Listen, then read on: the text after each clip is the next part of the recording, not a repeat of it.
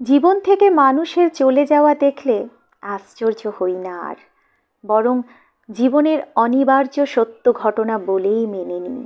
ভাবুন তো, জীবনে যত মানুষ এসেছিল তারা যদি সকলেই থেকে যেত, পারতেন সবাইকে সমান এফোর্ট দিয়ে ব্যালেন্স করতে? কিছু ছেড়ে যায় বলেই তো কিছু আসে। এ জীবনে তো কত মানুষ এসেছে, কেউ দুদিন থেকেছে, কেউ 2 মাস, কেউ 2 বছর, কেউ বা তারও বেশি। তারপরেও সে চলেই গেছে। সম্পর্কের শুরুতে যে আগ্রহ, যে এফোর্ট, যে ভালোবাসা ছিল, পরে সেগুলো আর কিছুই থাকে না। আসলে এই চলে যাওয়াটাই জীবনের নিয়ম।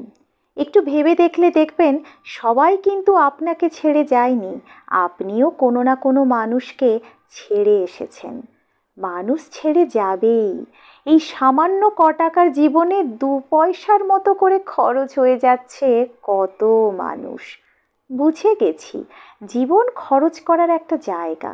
তাই কারো চলে যাওয়াতে আজকাল দুঃখ হয় না। কেউ আঘাত দিলে সেভাবে কষ্টও পাই না।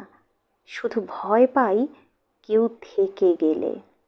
চিন্তা হয়, যে ভালোবেসে রয়ে গেল তাকে দুঃখ না দিয়ে আমি ধরে রাখতে পারবো তো?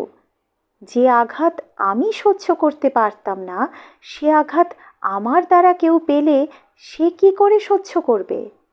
ঈশ্বরের কাছে শুধু এইটুকুই প্রার্থনা, স্বার্থের পৃথিবীতে মানুষ খরচ করা যেখানে সহজ কাজ, সেখানে মানুষ জমানোর মতো কঠিন কাজে ঈশ্বর আমাকে শুধু শক্তি দিক।